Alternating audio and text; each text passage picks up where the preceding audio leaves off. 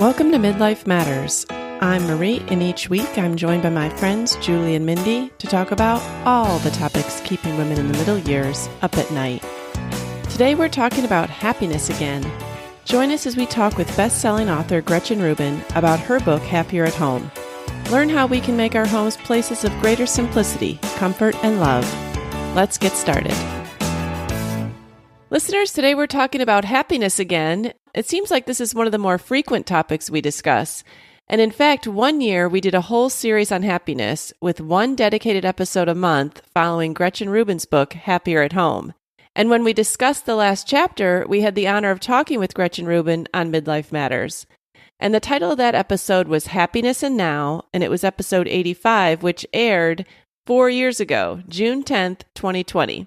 So Julie's out today, but Mindy and I are going to share some of our thoughts on that episode 4 years later, and then we're going to rerun our interview with Gretchen in case you didn't get to hear it the first time, or if you'd just like to be refreshed on the very practical tips she has for living your best and happiest life now. So Mindy, let's get started. What were your thoughts when you re-listened to Happiness and Now this week? First of all, I thought, wow, we all sound so young 4 years ago. I thought so too. And our kids were a lot younger. I mean, it just takes you right back in time. And it just was neat to hear from our own mouths the things that we were learning at the time. And it made me think about now, like, have I kept these practices, the things that I learned and took a year to learn? Like, what am I doing now? So it really made me call into inventory, first of all, where all my kids were at now, what I was learning, what did I hold on to? What do I need to take hold of again? So that's kind of where my mind went. I just was, and I love Gretchen Rubin. It was so fun to hear her again. Yes. It's so crazy to think that that was 4 years ago because we really were in a different place and time. Like our kids, I think my youngest maybe were freshmen or sophomores in high school. And, you know, it was totally different than where we are now. But I do think that a lot of the same principles held up. The first thing that stuck into my mind, and I think we may have said this right at the beginning of the episode, was we said that, or that Gretchen said when she did this book, she thought, you know what, I've already done the Happiness Project book, and now I'm going to do Happier at Home because I'm really kind of narrowing down that it's not possible to be happy if you're not happy at home. And that really stuck in my mind. And I don't know if I noticed it as much last year, but having moved in the past year, I really feel like that can be a catalyst. If you're not happy in home, maybe not your physical home, or maybe there's a relationship that's causing you stress, or there's something about your home life that is not causing you happiness, that is really hard to be happy if your environment is not lending itself to happiness. Correct. She is a very practical, strategic thinker. She's very logical. And so even going back and looking at the book, looking at my notes from the past, I kept all those index cards. I'll mention that in the episode we're going to play. All those index cards are still in the book. So to look at Mindy from 4 years ago, and my youngest was 12. And I just thought, oh my gosh, you know. Yeah. And my oldest was 20. And it's just, you know, that time in life, we lived in Pennsylvania. And I had no idea when we recorded that I would be moving in the next 2 months back to Tennessee. So that was kind of a crazy. Yeah. Appreciated her very logical strategies. There were several that stuck with me that I didn't realize came from that year-long pursuit. And it's not so much, you cannot change other people. So that was one of the things that I remember Julie mentioning in the episode. But the way that you handle a situation, like all you can control is yourself. And so how am I do need to figure out how to react or how to deal with the situation or person in front of me. Yeah. I know one of the notes I wrote down was that you boost your happiness in your own circumstances. And she talked about, like, what is the low-hanging fruit that would make you happier that you're not doing right now? Because we probably do have just some simple things even in our lives that we know are pain points that we could look for solutions that would automatically bring about more happiness. one of the simplest things we talked about in the episode was that both Julie and I, after reading the book, had purchased new can openers. It's a pain point when you're trying to open up cans and they're very frustrating, or the liquid's spilling out because you can't quite open it. Like, there can be some really low-hanging fruit that can boost your happiness in really easy ways. And that's a simple thing, but it could be, something more meaningful, like, oh, I could call a friend every couple of weeks and go out to lunch. Like, am I feeling lonely? Right. Like, are there some easy things that I could do to help increase my own happiness? That was one of the things I wrote down. I was out on a walk re-listening to this episode, and it made me laugh because Gretchen just so easily says, you don't have to change everything, but there's a lot of low-hanging fruit that you can kind of look at. And I thought that's so true. Like, give yourself a break, take a breath, and look at maybe some simple strategies to approach life. And for me, we have talked on the podcast about transitions maybe being difficult. Even from seasons, but also maybe from one activity to another within a day. And I was just telling Bryce this morning about I had to put in a transition time when I'm at my house versus going to teach fitness class. I needed to put in like a 5-minute walk. Oh. And it was just something small. It's only 5 minutes, but it's a gratitude walk, and I need it. I need it right there in the middle of I'm at home versus I'm going to teach. It has made that so much better. And so it's increased my happiness, both being at home and getting ready for what's next. I needed that transition. Yeah. I like that idea, Mindy. That's really good. One of the things that I maybe wasn't quite as successful about when I re-listened. So one of Gretchen Rubin's principles is suffer for 15 minutes. And if you just do a little bit on a dreaded task periodically, like 15 minutes a day, eventually you're going to finish it. So I applied that to catching up with my photo albums at the time. I think I was like 2016 to 2019, maybe I got done. I have not done a single photo album since then. So now here we are in 2024, and I'm 5 years behind. So my suffer for 15 minutes on the photo albums did not translate into a new lifelong habit. Marie, I love that. But I do feel like we've talked about that strategy. It's come up multiple times over the last 4 years. And thankfully, Gretchen commiserated with me. I wasn't alone in I don't even want to suffer for a minute. Oh, right. And so we talked about that, and I still feel that way. That is still me. And I still am trying to squeegee my shower. And I still tell myself, if you just suffer for just a second and squeegee the shower, it's going to save you so much backbreaking effort, to keep the shower clean later. You won't have to do all that. So yes, Marie, I was happy to be reminded, maybe just suffer for a minute. Right. Yeah. Some of the other things that I said that I worked on during that year was underreacting. And I probably could use a refresher. Basically, the principle behind that was, as the mom, we kind of set the tone. So how we react to a situation is kind of how the rest of the family is going to in general. So if we start getting real hyped up about it, everyone else is going to get real hyped up about it. If we say, no big deal, we'll figure this out, then it'll stay calm. And I definitely could use a refresher in that area too. I can tend to run a little high strung. I appreciated that I had just re-listened to the episode because something happened yesterday, and I was telling myself, like, it was on my mind, underreact. I made myself leave the house and go get Starbucks. I didn't need it. I didn't necessarily even want it. I needed a reason to leave the house and come back. Again, a transition. I needed a breath. And when I came back, I was much more ready and able to handle the situation. It was genius. But again, these strategies, we tend to need to be reminded. We forget so easily, because one of the things I talked about 4 years ago was practicing self-control. I'm still practicing self-control. It is still difficult. I still get up every day and I try to be intentional. And listening to myself, I thought I could record those same words again right now. That's still me. Right. Yeah. One thing I just think that book brought a lot to our lives that year was maybe some freedom to try things or some freedom to quit things. And one of the things that I still feel like I learned from that book and still practice is that it's okay to quit a project. We don't need to continue doing something that's not bringing us pleasure anymore in general, Right. like if it's a hobby or a project. And one of the principles that Gretchen has that kind of goes along with this is be Gretchen.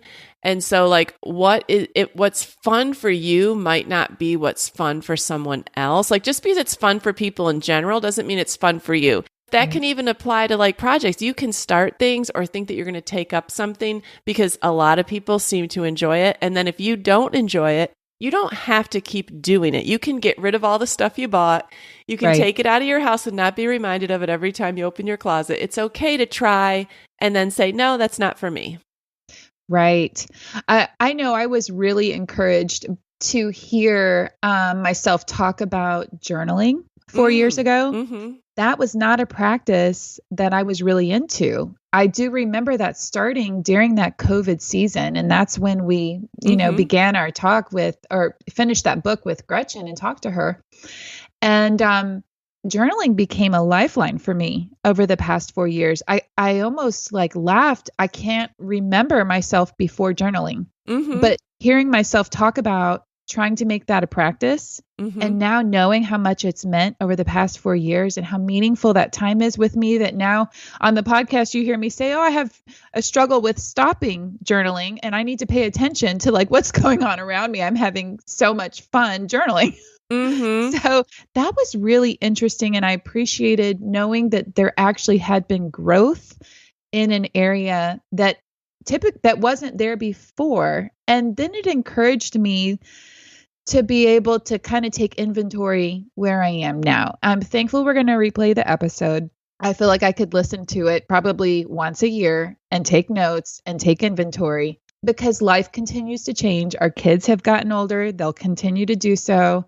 And if you're not happy, I think it's just a great strategy to go through and sit down and say, well, what can I do? Yeah, I really think that re-listening to this episode helped me to remember the lessons I learned reading that book. And that is why it is one of my favorite books. And like you said, I should read it more often because I didn't realize so much time had gone by, but I can always be refreshed. So listeners, we would love for you to continue to listen to this episode. Listen to Gretchen's interview. We loved talking with her. I gained something new from it every time. Here's the episode with Gretchen Rubin. Gretchen, welcome to Midlife Matters. Well, I'm so happy to be talking to you. Thanks so much for having me join you. Yes, we are absolutely thrilled. And we've been living by your book, Happier at Home, since September. So quite a long time. But before we get into what we've learned, can you think back and tell listeners what prompted you to write this book in particular? What did it mean to you at the time, and what did you hope to gain in the process? Well, I had written the book, The Happiness Project, which was a year that I took to sort of, do a deep dive into all the things that I thought might make me happier. So I did all this research into the contemporary science, ancient wisdom, lessons from popular culture, talking to people around me to try to figure out, is there a way to make myself happier? Can you make yourself happier? What might you do to try to make yourself happier? And then I used myself as sort of a human guinea pig to try out everything. And what I found was that it was absolutely possible to make the experience of my life happier. And I had so much fun doing that. And yet there were so many things where I wanted to go deeper or I wanted to think harder. And so in the Happiness Project, I was sort of trying to come up with like an overall framework for thinking about happiness, because happiness is so abstract and transcendent. It took me a while to figure out how to just even think about happiness. And then as that book came out and I was talking to people and thinking about it more and more, I realized, I was always looking for universals. I'm always trying to figure out what's true for everyone. And it turns out, there is no magic one-size-fits-all solution. And you really have to think very hard about distinctions among people and how I might be different from you or you might be different from each other. But I started thinking, well, it's not 100% universal, but it's pretty universal that most people have an idea of home. And in Laura Ingalls Wilder, there's a part where Carrie is very unhappy because something's happened with the terrible Miss Wilder teacher. And Laura, the narrator, observes, it's not possible to be happy if you're not happy at home. And I thought, that's really true. How can you be happy if you're not happy at home? And so I thought, well, I want to do another happiness project, but this time I want to go very deeply into the aspects of my life that are centered on home, because really those are at the core of my happiness. The Happiness Project was broad, and so in Happier at Home, I wanted to go deeper. Yes. And I love that about your project. And I even love the fact that I think your Happiness Project starts in January and goes through December, but Happier at Home really fits a mom's life with the school year. You know, every September, we really do feel like we start over, and it's a great time to reevaluate. I think people that don't have children feel the same way, because if you've gone through school yourself, so unless True. you just never had part of that, and then everything in kind of in culture, it's like the fresh new pencils, the new notebooks, this back to school, it's really starting again. So I'm glad to hear that resonated with you, because I really do feel like for most people, September is the other January. For sure. Yeah. All right. Well, this book has been such a blessing in my own life this year, and I know that Julie and Mindy feel the same way. Oh, yes, Gretchen, I love a good project, and your book is a great project for me. I think we all want to be happier, but we don't take an active enough role in that. I don't know. I tend to kind of just be a passive reactor to life. And I just loved being deliberate each month in deciding what I wanted to do and then doing it. I loved in your note to the reader at the beginning of the book, you said you were able to change your life without changing your life. And that was just an encouragement to me, because I guess that's just another way of saying you found a way to boost your happiness within your own circumstances. Like, I think so many people think they have to have more of something that maybe they can't have or won't ever have to be happier. But you found that wasn't true. Some versions of that are called the arrival fallacy. So that's like, I'll be happier once I get a new house. I'll be happier once I make partner. I'll be happier once I have a baby. I'll be happier when I lose 20 pounds. I'll be happier when I go on a great vacation. And what they find is that usually those kinds of big events or big kind of milestones don't bring us as much happiness as we anticipate. And then there's also the feeling of like, well, what I really need is to do a 3-week silent meditation retreat, or, like feeling like you need some huge change. And I think definitely there are some people who want to make a huge change, who do make a huge change, and it's a wonderful thing for them. And I love reading and hearing about people who've done these, kind of radical transformations. But I don't know that everybody wants that, or everybody could do that even if they wanted to, because it's very demanding to do that, and a lot of us have responsibilities where that's just not really in our foreseeable future. Sometimes it's easy to slip into this idea of thinking, well, if I can't make a big change, then it's not possible to make any change. And what I've really found, and I think is very common for people to find, is that there's a lot of low-hanging fruit in just everyday life. You don't have to spend a lot of time, energy, or money to do things that will significantly boost your happiness. And that's what really interests me. It's like, what's the stuff that I'm not doing that I could do just as easily now? And it turns out there's a lot. You think, if it makes me happier, why am I not already doing it? And I think exactly to your point, a lot of times it's just, we're so busy, we don't think of it. It doesn't occur to us. We simply don't think about it, or maybe it takes a little bit of planning and we just sort of never get around to it. But it's not really that hard once we decide that, okay, this is something I really want to make up my mind to work on. A lot of times it's not as hard as we might imagine. Yeah.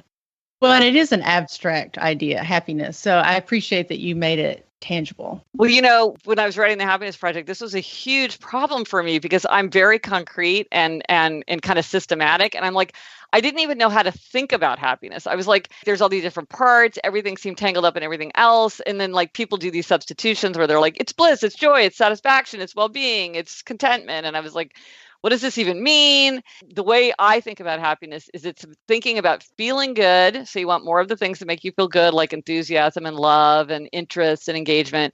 Feeling bad. So you want to have less of the things that make you feel bad, like guilt, boredom, anger, resentment. Then you want to think about feeling right. And this is sometimes we do things that don't necessarily make us feel good, but because they're involved in living up to our values. So you might go visit a relative in the hospital, even though you hate hospitals and you really don't even really much like your relative, but you think this is how a family member behaves. This is the right thing to do, even though like I'm not looking forward to it. I'm not enjoying it in the moment. I'm not even reflecting on it with pleasure. It's just me doing what I think is right. And then there's the atmosphere of growth, which is we're all happier when we feel like we're growing in some way. Like the project that you're all talking about, I bet everybody who participated felt a feeling of growth. Like I'm learning, I'm making something better. I'm making other people's lives better. I'm fixing something that's not working.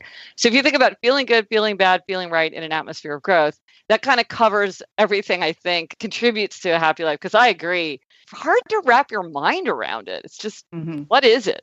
Mm-hmm. Well, I feel like, Gretchen, you ask anybody on the street, do you want to be happy? Well, yes, of course. Like anybody, 100% of the time, they're going to say, yes, I want to be happier. But at the same time, are you willing to do something about it? Are you willing to maybe go through pain to get happier? I've actually moved a lot in my life. I feel like overcoming and constantly changing through the moves, constantly looking at my own behaviors and asking myself, well, do I want to be the same person when I move again? What are the things that I didn't like about myself at the last place I lived? And what are the things that I want to change? My co-hosts will agree and laugh along with me, but I do not typically choose to read a book and intentionally try to grow and change because I've been through so much change personally. Going through this book, though, forced me to kind of sit down. And I loved that Marie was like, okay, we're breaking it in one chapter a month. And it was just so doable for me. I'm like, okay, that sounds great and easy. And it was fun. By finding those, what you called low-hanging fruit in my life, it made me think in a way that I wouldn't have thought before. I wouldn't have sat myself down and been intentional in that way before. You put your finger on a big thing, which is just thinking about like having the intention, because it's sort of like once you say to yourself, I really need to find a way to connect more with my friends. I feel like I'm drifting away from friends and I've lost something that's really important to me. Once you sort of articulate that in your mind, then you can start to sort of think like, well, maybe I'll start a book group, or somebody asked me to join a book group. Maybe I will. Maybe I'll start a group chat once a month with, there's a million things you can do, but you have to have the idea in your head. It has to occur to you to do something about it. And so I think you're exactly right. It's that crucial first step, which is not a hard step, but you can't skip it. What I find is that we can all learn from each other. I'm so lucky because people are constantly telling me the things that they're doing. And I just get so many great ideas. And I think a lot of times you hear about what somebody's doing and you're like, I could do that too. That sounds great. And like immediately it's not even effortful. It's just, you didn't know about it. Somebody just told me the greatest hack. Okay. So for sibling harmony, we all know the one about you all cut the cake and you pick the piece, right? Because now I got to be fair. But this was an Easter Bunny problem. And my daughters are 6 years apart. So I'm very familiar with the Easter Bunny problem, getting the eggs. Well, this Easter Bunny was very clever. One little boy got blue and green eggs and the other little boy got yellow and orange eggs. So when they were hunting, they knew only to get their own eggs. I'm like, problem solved. That is great. And it's just like, it's a little thing. Is it going to significantly boost my happiness? Not a huge amount, but it's a clever solution to sort of a nagging problem. And it's sort of delightful in its elegance of its solution. And I think that there's just so many things that we can learn from each other about everything from dealing with the laundry to imitating a spiritual master. And then when you have an idea, you're so excited to share it. You're like, everybody should do this. And there's so much joy in like being the one who's like come up with a solution to some kind of common issue. Yes. I can see why you love not only sharing those ideas because you get to see other people's reactions, but also hearing so many. Yes. Oh my gosh. People are so ingenious. It's great. I love hearing that. Yes. Well, before we talk about this past month's topic of now, which is the last chapter of the book, we each wanted to tell you the biggest takeaways that we've gotten from your book. Oh, just good. so that you can hear what we've learned. So, Mindy, do you want to go first? I would be happy to. When I looked back over the book, I'd actually kept index cards in each chapter, just the things that I had jotted down. And so there were two major takeaways that have really impacted and changed my life. One, personally, was I wanted to practice self-control. I loved your ideas on self-control because the way you described it, it was like a light bulb went off in my mind and it just changed the way I thought about it. And by changing the way that I thought about it, changed my attitude towards it. You mentioned that self-control gets used up. You only have so much in a day. And I learned that it is easier for me to have none of something than some of something. So I am an abstainer, not a moderator. Me too. And I was like, oh my gosh. And that was the light bulb because I am a wannabe moderator, but I am not. We all want to be moderators. I am not. And Gretchen, it gave me freedom to be Mindy, to be myself. And just instead of trying to go against the flow, I was able to just embrace that.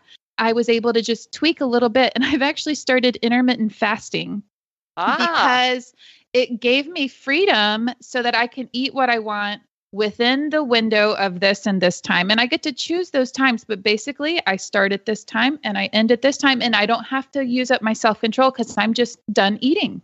Right. Food. I've given my testimony before earlier in our podcast. I've had a constant just kind of battle with it.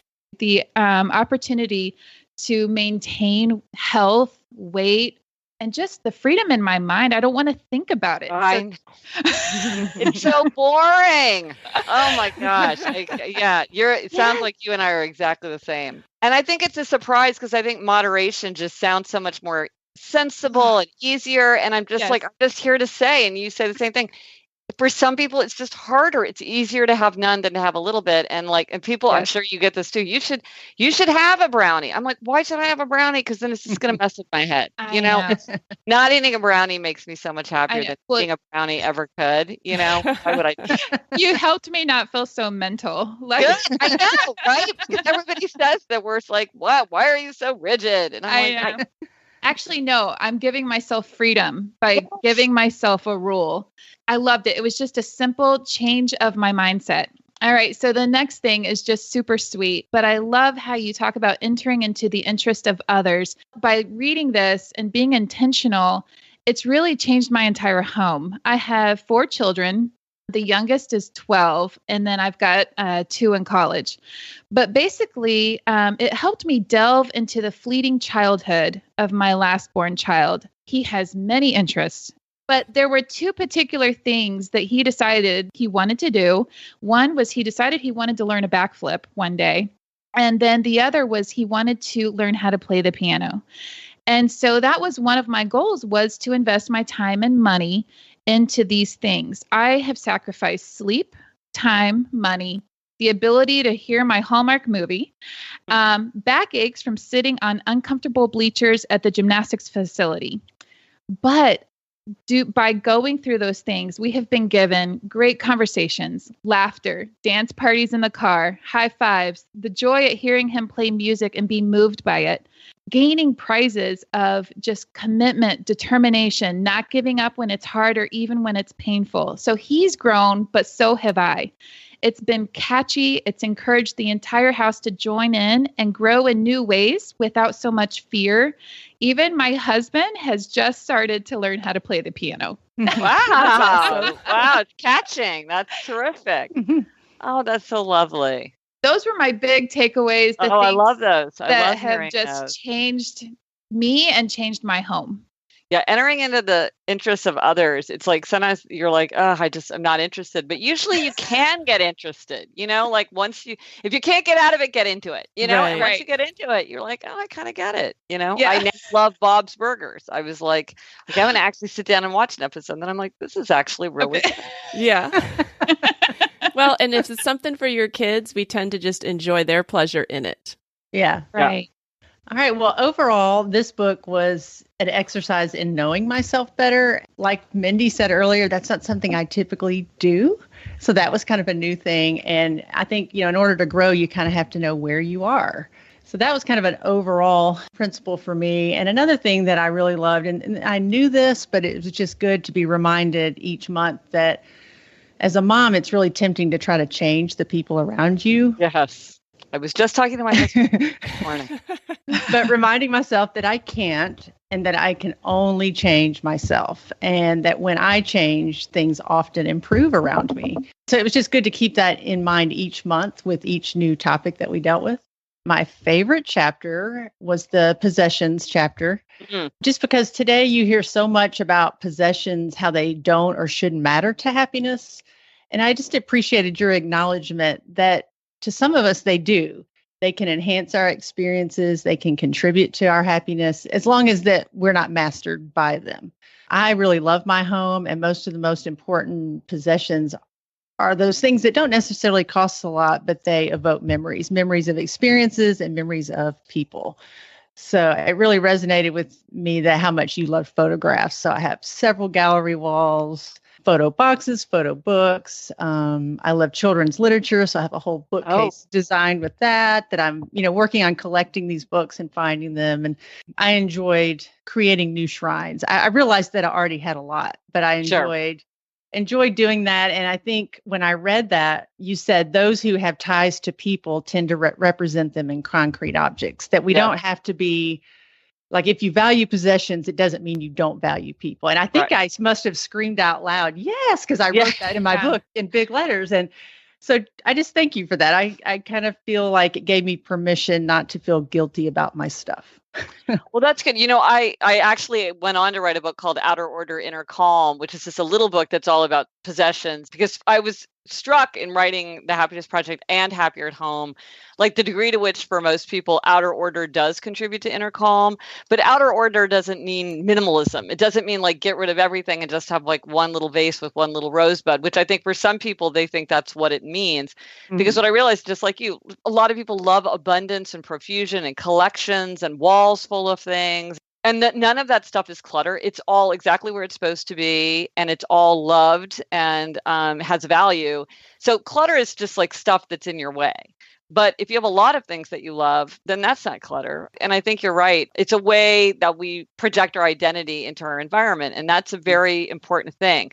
I think some people don't really value it very much. And so they think everybody would be happier if they lived the way they did. That's the thing about self-knowledge. It's like one of the things you have to acknowledge is like yourself is not like everybody else's selves. And just the fact that, my daughter is an abundance lover and I walk in there and I'm like, I couldn't live like this. There's just stuff everywhere. But, I'm a simplicity lover, but that's the way she wants it. And it's all organized. It's exactly the way she likes it. So, just different preferences. So I'm glad to hear that resonate. Yeah. It's great. And how you said not to, like when you say be Gretchen, to not wish that you were a different way. Because I think it's easy to maybe look at the trends now and think, oh, I wish I were a minimalist or whatever. And it's like, no, I would not be happy that way. So just being happy with who I am and, going with it. Well, something that made me very sad, actually, is I was doing an interview with a journalist. This is when my book, Better Than Before, had just come out. So it's a book about how do we make and break habits. So it's all about the 21 strategies we can make and break habits. So she is somebody who I know has like struggled with healthy habits for a long time. And we were talking about how to have the habit of exercise. And I was saying, you could do this and this and this and this and this.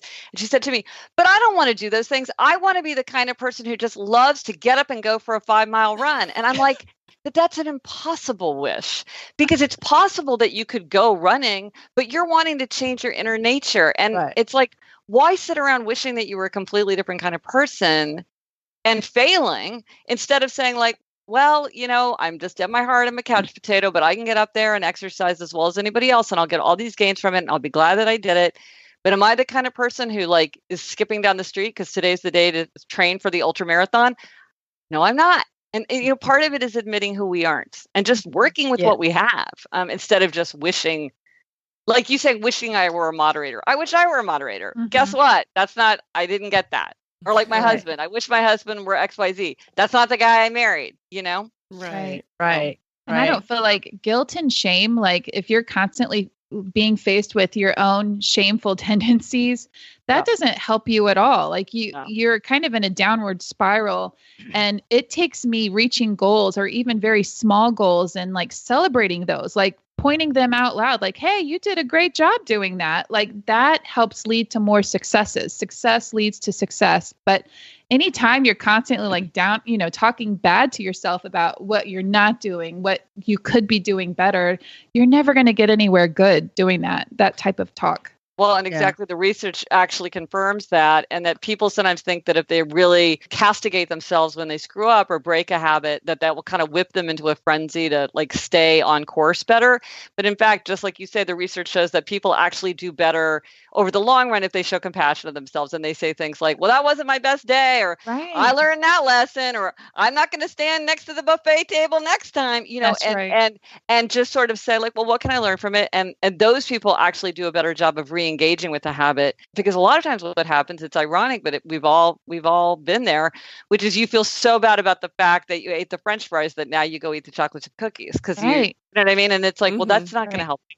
And in fact, they've shown that one of the things that like people who have trouble with gambling, one of the things that they do to make themselves feel better about their trouble with gambling is they go out and gamble. A lot of times what we do to make ourselves feel better is we just dig ourselves in deeper. Right. And so better show that compassion and think, well, how can I soothe myself? How can I energize myself in some other way that's going to help me get back to whatever it was I was trying to get myself to do? Well, Gretchen, I think that you have so many phrases that stick in my head, and sometimes I get them mixed up from your different books. But I really went through this book and thought, well, what was actually in this book? And one of the things that I have started to tell myself is it's okay to abandon a project. I am the type of person who loves to learn a new skill, like maybe I want to learn to knit, or maybe I want to learn to oil paint, but maybe I don't want to stick with it for 10 years. And it goes against the grain to like learn something and then say, okay, well, I know that I can do that now. I've satisfied myself. I don't need to keep it, and I don't need to keep on making myself do it. It's so true. And it's like you get that stuff off your shelves and off your conscience, because a lot of times you feel bad. You're like, oh, I have all this beautiful yarn. I have all these beautiful oil paints. I should be doing it. Months go by, years go by, and it feels good to put things to use. And so it feels good to think, well, I'm not using it, but I'll put it out into the world. Like my daughter and I think I wrote about it in Happier Time. For some reason, we got a massive amount of origami paper. Everybody, this was like, they're like, oh, well, Gretchen and her daughters would like to do origami. So we got it for so many birthdays, and it's just too frustrating. It's too hard to do origami. We can't handle it. But I was like, what do you do with it? It's so pretty. You know what I mean? And I just always made me feel guilty. Like, oh, what's wrong with us that we can't do origami? Like I can make a paper crane. Yeah. But then I thought, you know what? I'll take it to my daughter's school. I went to the art teacher. I said, I have all this paper. Would you like to have it? And she was like, thrilled to have it. And so I gave it to the school where they can have all kinds of use for it. All these children will get so much pleasure from it. They have many more uses of it than I would ever have. I did a nice thing for the school, and I did a nice thing for me, because it's like now it's all gone and I don't have to feel bad about, about my origami skills. So it feels good to get these things out into the world where they're gonna serve their purpose. Right. And I don't have to feel guilty every time I open that closet and see that bag of yarn staring me in the face. And how come you haven't knitted in 18 months? The needle point pillow that's half finished. Yes. All those things. Yes. Yep. Well, and this is a small thing, but Julie and we both bought new can openers after reading where you said, buy what you need. Why are we using these can openers that barely open the can? Isn't it funny? It's like, I know one of my things is identify the problem. And it's just so funny to me how often you just put up with something for such a long time. And then finally, when you think about it, you're like, actually, there's a pretty easy solution here. Yeah. Yes. It is. It's funny. And it feels so good. I mean, like for the next year, you're going to be like clicking your heels over new can opener. It's funny. I ended up with a new whisk and a really nice pizza cutter. And every time I use it, I'm like, I bought the nicer one so that it will last. And I'm like, this is so enjoyable to use. Even though I don't use it all the time, I love using them. Beautiful tools make work a joy. And so I do think, like, I'm an underbuyer, so I don't like to buy stuff, but I do try to get myself, like you said, like to kind of opt for the nicer item. Like, okay, there's file folders, there's manila ones, but then there's the ones that are like have the nice stripes and like the coated paper and pretty colors. And I'm like, I'll probably use these for the next 15 years. Can I spend an extra $3? Right. I think I can do that. And they're so much nicer. Yeah. Yes. Right. Well, and on the flip side, your advice to spend out and use things up. I am so guilty of buying like a special shirt. Yes. And then I wear it like 2 times. It goes out of style. I could have worn it on a regular basis. I don't know what I was saving it for. I do that all the time. I have to constantly force myself to use things up. It is so hard for me. Yes. I have a candle right here, and I'm like, I have to use this candle. They kind of go bad. You know, the oils don't work anymore. Like, you got to use this thing up. I know T-shirts. I know it's like it's so pristine, and then you're like, yeah, it doesn't work anymore. We actually had a bad power outage here in Nashville about 2 weeks ago. I was oddly thrilled to use up a lot of candles. I was oddly thrilled to light them and think, oh, thank goodness I can get rid of some of these candles. Yeah. Well, for Mother's Day, my daughter, who's home from college, was like, would you like new dish towels? And I was like, in fact, I would like new dish towels because ours are literally like ripped and have giant holes in them. And I thought, I love that because we really use them up and now they're great rags. But like the satisfaction of like truly using something up and then feeling like, okay, it's okay to get something new because they really need to be replaced. It really does feel good. I mean, one of the most poignant stories I ever heard was from a woman who said her mother died. And so she went to go clean out the house. She found some fancy china that she had never seen in her whole life. She didn't know her mother had it. And she said, in my mother's whole life, there was never an occasion that was special enough for this very fancy china. And she said, now she uses it every day. Oh, yes. I can so easily see that happening. Yeah. Me too, 100%. Yeah, you totally understand. Well, another thing that you wrote was underreact to a problem. And I absolutely love your honesty. Like, even though you're this happiness guru, you don't always succeed in being happy. And you said that you have a short temper and a tendency to overreact. And that is me too. And so the month that I worked on underreacting to a problem was super helpful. And I need to remind myself of that more often. The thing is, it really works, right? Didn't you find like when I take it up, everybody else takes it up. And when I keep it down, everybody's so relieved. But I feel like often there's a pause. Like my family can feel me pausing and they're like, okay, it could go either way. Which way is she going to go?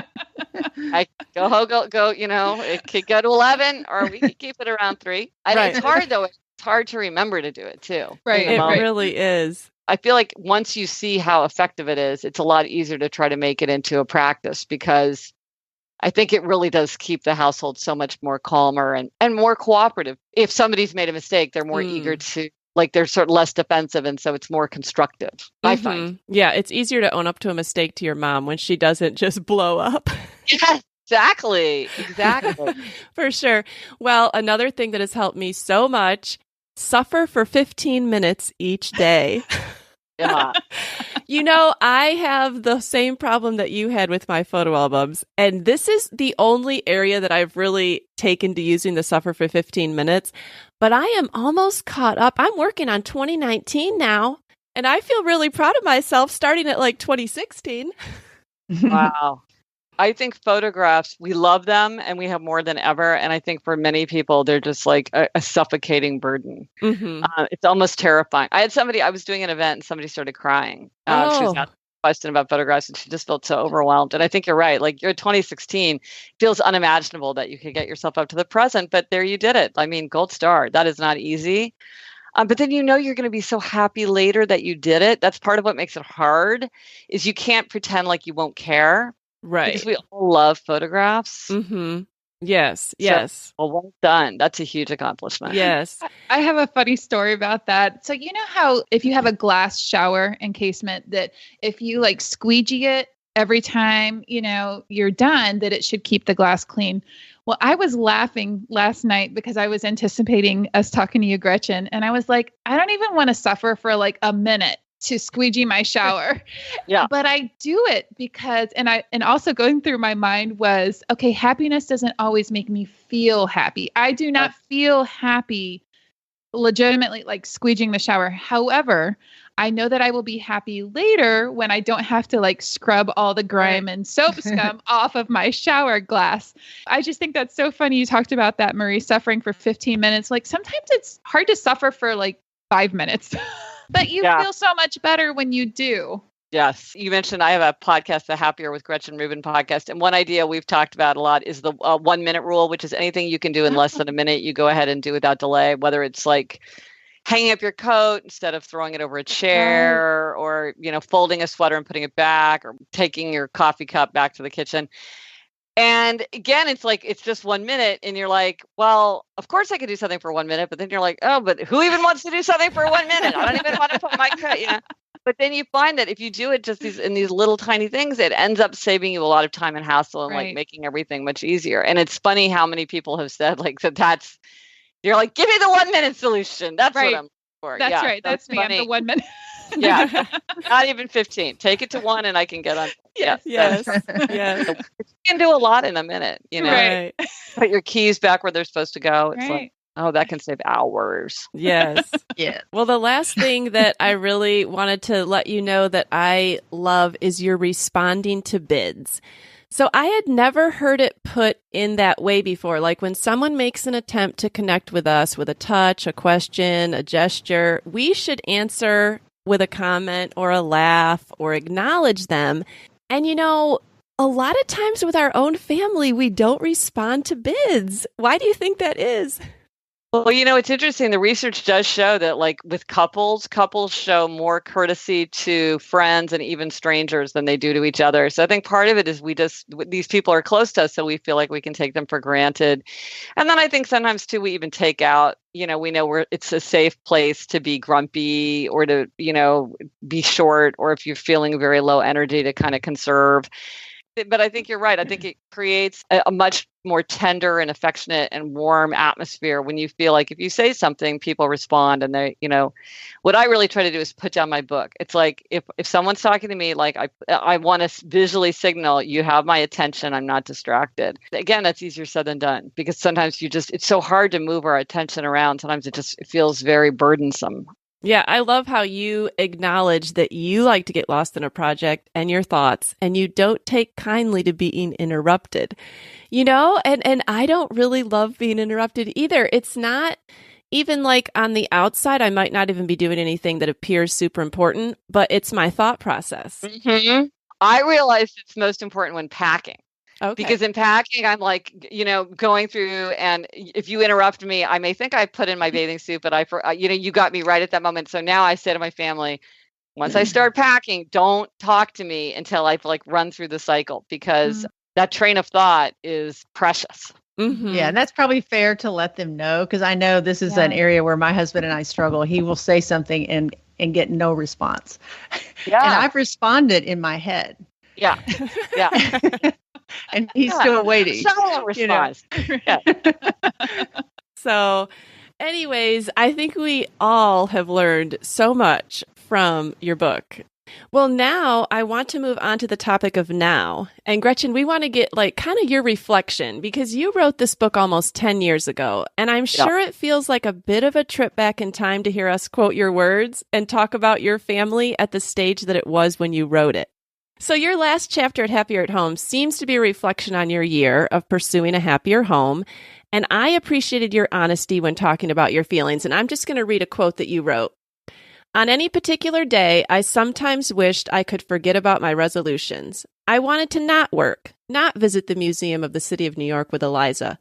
I didn't want to take the time to hold the door for the slow-walking woman, or even to say a polite hello to the other parents at morning drop-off. I didn't want to dig deep or respond to the spirit of a gift or suffer for 15 minutes. But my life is happier when I keep my resolutions. How do you feel about that? Do you still struggle to keep your happiness resolutions, or has it gotten easier the more the years go by? Well, it's definitely gotten easier the more the years go by, because I do see that they make me happier. And so they're sort of self-affirming. I feel like I understand myself much better now. I understand kind of what to watch out for and how to take advantage of my strengths. One of the things that was really funny after I wrote the Happiness Project and I wrote Happier at Home, people kept saying to me, well, how did you keep those resolutions? And I would say, well, I decided that I would try things that I thought would make me happier. And then if they did make me happier, then I would just really keep them.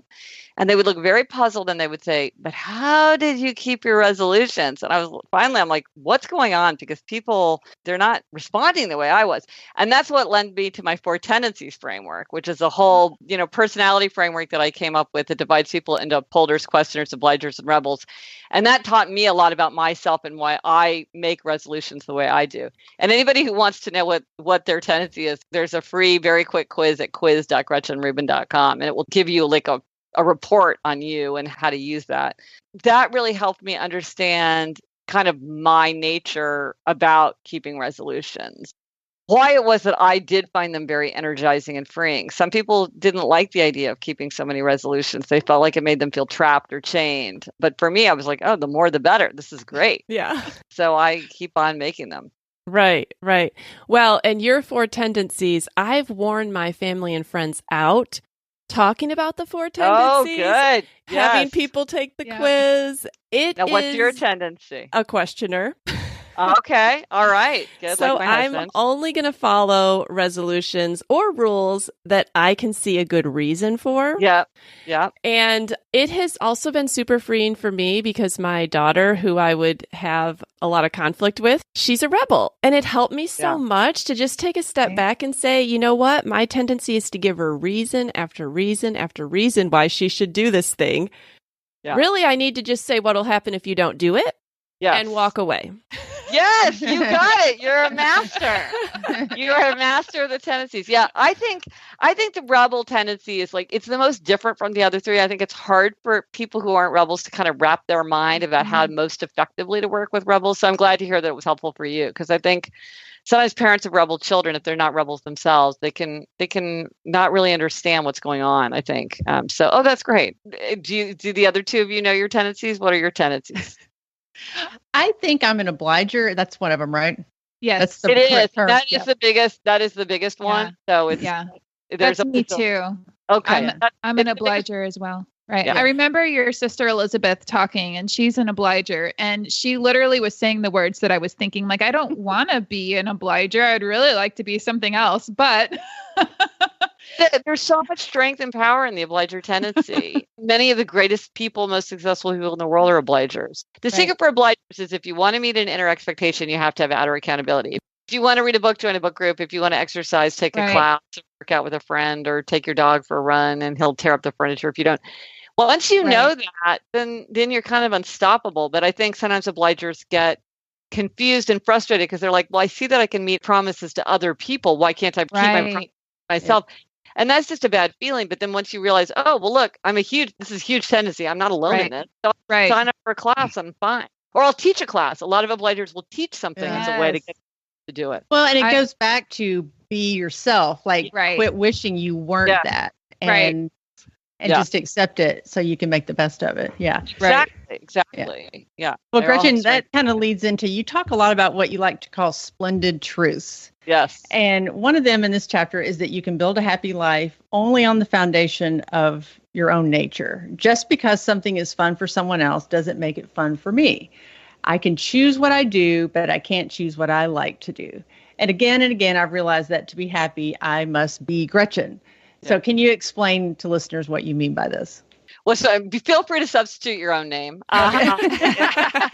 It's this idea that I really have to think about, well, what is true for me? What's important to me? What are my values? It's funny with the Happiness Project, there are things that I thought a lot about that other people wouldn't think about. And then there are things that I didn't think much about. Like, I think for many people in a happy life, sort of like adventure and travel might be a big part of it. It's like really something that they want to incorporate in their life that has a lot of meaning for them and a lot of enjoyment. Music is something that's not very important to me. It's not, but I know many people where they have, like, that's been a major element of their happiness project, whether it's things like getting back into playing or getting back into going to live performances or even just listening to new music and, or making time for music. That's just not that important to me. So that's not part of what I would do, but I have to let go of the fantasy that should be part of who I am. Mm-hmm. You'd think, well, it's so easy to know yourself. You just hang out with yourself all day long. And yet it can be very, very hard to know ourselves. A lot of adults have a lot of trouble knowing what they want to do for fun, right? Mm-hmm. We're all doing fun for the whole family, but then you're like, well, what's actually fun for me? A great question is, what did you do for fun when you were 10 years old? And what I found is that what people did for fun when they were 10 years old is probably something that they would enjoy now, kind of the adult version. And if you like doing arts and crafts, so true. You're probably learning how to do oil painting, or that would be fun for you if you're not. Or if you like to walk in the woods with your dog, you probably would really like to walk through the woods with your dog now. Even things like morning people, night people. I think sometimes people just like, I should be a morning person. I will be a morning person. And you're like, yeah, you know what? You're a night person. Yeah. So like genetically determined in a function of age. Like it's not something that you choose. It's not something that's right with you or wrong with you. It's just the way some people are made. So deal with it. But I think some people they don't even know that about themselves. They don't even know something about the rhythms of their own energy. That's a hugely valuable thing to know about yourself. Yes. Yeah. We've actually talked about that because our podcast is focused a lot on midlife women. And a lot of women get to midlife and they've taken care of kids and their families and kind of forgotten what they enjoyed. And what they like in the process. And that's such great advice to think about, well, what did you like to do when you were a kid? Well, I had a terrifying to me experience where I was at a cocktail party and there was a mom in my daughter's class, somebody I'd always really liked. So I was really excited to talk to her. And she was telling me about how her family's going on this ski trip for the holidays. And she was like, oh, and skiing's so wonderful. It's beautiful. It's exercise. It's something the whole family can do. It's like so healthy. And I was like, oh yeah, it sounds great. But the fact is one of my favorite things about my husband is his bum knee, because then we never go skiing. I hate being cold. I'm super unathletic. I don't like equipment. Like, it's like nothing about, I'm like, it sounds great, but it's not for me. It's just like, oh, no, you would really love it. And you could go on an easy thing and a this and a that and a this and a that. And I was like, yeah, it's just not for me. What can I tell you? And she walks off, and 20 minutes later, she walks back to me and she has this stricken look on her face. And she said, you know what I realized? I don't like skiing. Oh. And she'd so convinced herself, because it's one thing to go and think, you know what, it's not my favorite idea for a vacation, but I'm going to do it because everybody else enjoys it. But she was so out of touch with herself. Right. She didn't even acknowledge to herself that she didn't enjoy it. And in the end, you can't have a happy life if you're just doing whatever everybody else is doing, what everybody else thinks is fun. You have to have at least sometimes when you're doing what's fun for you. And so to me, I was like, that is a really important cautionary tale about being disengaged with whatever's really going on, Yeah. Well, wow. and each of us here have adult daughters. The things that we do and the way that we live right now is teaching them something about being a woman, about being a wife, about being a mother, and about finding your place in the world. And I don't know if this was a test or not, but last night, my 20-year-old daughter and I were sitting on the couch. Out of the blue, she said, Mom, what are your hobbies? And I was like, nobody's asked me this question in a long time. But, I said, I'm going to sound like a 10-year-old girl. That was my response. I said, I love hanging out with my friends. And, and I started going, and I hadn't thought about these things, but I was able to verbalize. And then once I got started, I had a hard time stopping. And then we were watching a movie and I kept spouting things out. I'm like, oh, and I love to decorate the house. Oh, and I really love fashion. Oh, and it just kept going. But she just was so happy watching me list my hobbies. And I think it taught her something, that a middle-aged woman could have hobbies. And so I'm anxious and excited to talk to her again about kind of where that came from. She's discovering herself. She's making her place in the world. She's in college right now, and she's got so many dreams. And it just really was cool that she said, what are your hobbies? Yeah. It doesn't surprise me that much, but it surprises a lot of people how many teenage readers I have. Yeah. Because it's not written for teenagers. People are always saying to me, you should write something for teenagers. I'm like, well, teenagers seem to read it just as it is. They get it. Because it is an age of self-reflection. And I think the young 20s, same thing, where people are they are saying, well, what do I want from life? What kind of person am I? How do I think about myself in distinction from other people? And so I think it is a very inward looking time in a very positive way. So I think that's great, because she's probably starting to think well, what would it look like to be an adult? What is my mother's experience? My daughters say that I didn't even know that I said this, but one of them pointed out that I always say that's why it's great to be grown up. Because when something will happen, they're like, that's why it's great to be grown up. And they said, it's nice. You paint a nice picture of being an adult. Some adults are like, oh, just wait. And you're like, oh, just wait. It's going to be great. You'll be able to do whatever you want. I'm like, well, I'm glad to hear that I'm painting a positive portrait. I love it. Something that's inevitable. So, yeah. Right. Well, Gretchen, in the last chapter of your book, Happiness and Now, you talk about experiencing a feeling of jumping from prologue to epilogue without ever feeling you're at the center of time. What did you mean when you said that? This is something that's haunted me for a long time. And actually, my next book, which is about the body and the senses, is kind of grappling with this idea of not being at the center of time. I always feel like it's too early, it's too early, it's too early, it's too late, it's too late, it's too late, or things are just they haven't really started and then they're already over. And so what I'm doing in my next book is really trying to dial into my body and my senses as a way to try to really expand that sensation of now, or to really be more present in now, because this is something that is just clearly an aspect of my nature, because I've been grappling with it for so long. And it's also when you look back, a time has an atmosphere. It's like fashion. At the time that a fashion is happening, you're like, well, this is just how people dress. It doesn't feel like 60s fashion or something like that. Or when everybody had avocado and Harvest Gold kitchens, they weren't like, oh my God, my kitchen is so 70s. They're like, what else would a person want? It's timeless. And so I want to try to understand that, like experience that atmosphere more and really try to open my mind to it and not just rush through things. I feel like sometimes I'm so just like executing on my to-do list instead of really thinking, oh, what is it like? What is it like to have a 15-year-old? What is that like? Mm-hmm.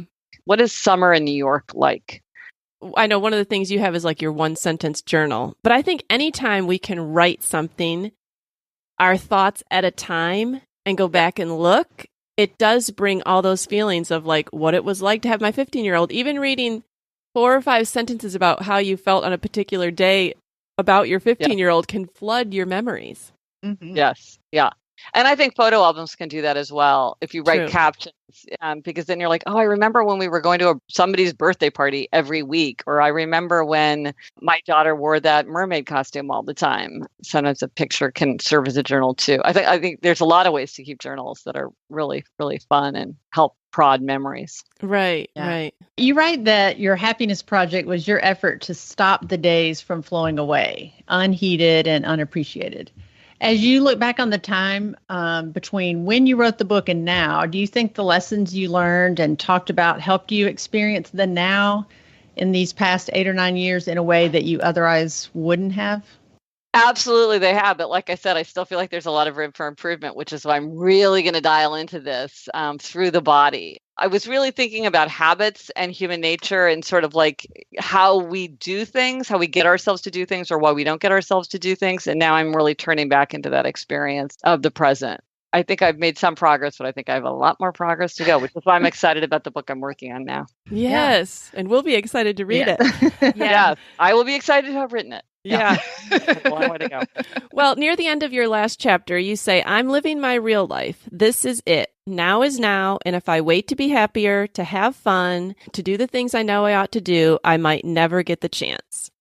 And Mindy and Julie, how do you see this book impacting you as you move forward? What do you want to remember the most? Well, I think I've said this a lot, but just to remember to be Julie, and which for me probably includes more of letting go of the things that I wish I were. And I think that gets easier as you get older. That's just something that I wish I could have told my younger self. And I just want to be more intentional and take notice of the here and now, not always looking for something to change in order to be happy. In an effort to just have a more thriving, life-full household. As my kids continue to grow and change, I'm literally moving out my second child out of our home this weekend. And so I've got 2 moving out and 2 at home, and life keeps changing. And so as much as I want to hold on to those things, I think looking at it a little differently and embracing the changes, sitting with even my negative thoughts for a moment. I've started journaling things that I'm thankful for and grateful for with each child in an effort to remember, but also to try to make sure that I'm entering into this season right now, that I'm not missing it, because it's like grasping on to smoke. You're never going to be able to hold things where they are right now. And so journaling for me is like suffering for 5 minutes. I do not like to sit still and write things down, but over the past couple of months I have, and it's given me such a joy. I never knew that I would have that before. So just slowing down, being intentional, realizing what is actually in front of me, not wishing it were another way, and embracing the differences even in my children and their creative interests, and my husband and his creative interests, because he's now decided he wants to enter into the stock market. And I'm like, okay, I'm going to champion that too. Just embracing change, I guess, because life keeps changing. That is for sure. What I want to hold on to about your book and what I love about it, Gretchen, is that this is a self-help book, but you don't turn the last page and feel guilty like you have all these changes to make. I love that you say to be ourselves, be Marie. And I think, comparison is the thief of joy. And it's easy to think that you need to add in things that make other people happy. Mm-hmm. But that doesn't work very well. And I've tried to give myself the grace to say, hey, other people might like this or that, or want to do this or that, but I don't have to feel guilty. And I just really appreciate your honesty about yourself. You obviously have learned so much about yourself through the pursuit of learning about happiness. Yes, I have. For better or for worse, I feel like I do, but I still have a long way to go. I think it's the great goal of our whole lives. Well, Gretchen, thank you so much for coming on the show today. It was such an honor to get to talk to you. Will you let our listeners know where they can find you? Yes, I so enjoyed talking to you. Thank you so much for having me. If you want to learn more, you can go to GretchenRubin.com, which is RUBIN. And that's like a clearinghouse. You can look up information from my books. I have all kinds of free resources. You can check out episodes of my podcast, which is called Happier with Gretchen Rubin, or you can get that wherever you're listening to your podcast. I'm all over social media, and my handle is Gretchen Rubin. And I love hearing insights and questions and observations from people about happiness. So hit me up. I love to connect. And I have a free weekly newsletter about like 5 things that are making me happy. And I have all kinds of resources in that. So if you go to GretchenRubin.com/newsletter, you can sign up for that. Oh, and if you want to take the quiz, you can go to quiz.GretchenRubin.com and find out if you're an upholder like me, a questioner. We have 1 questioner, 2 obligers, and a rebel daughter. Yes. Yeah. You can find out your tendency. Yes. Diving into that is just addictive. I love it so much. It is. It is fun.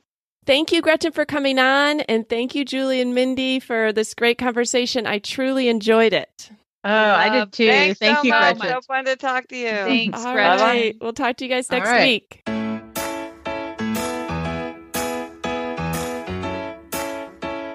We're so happy you joined us today. You can find the show notes for this episode at midlifematterspodcast.com. Also, please tell a friend about the show and help them hit the free subscribe button on their favorite podcast app. Be sure to follow us on Instagram at Midlife Matters Podcast. That's where we post pictures and stories about all the things we talk about in each episode. Thanks for listening, and we'll see you next week.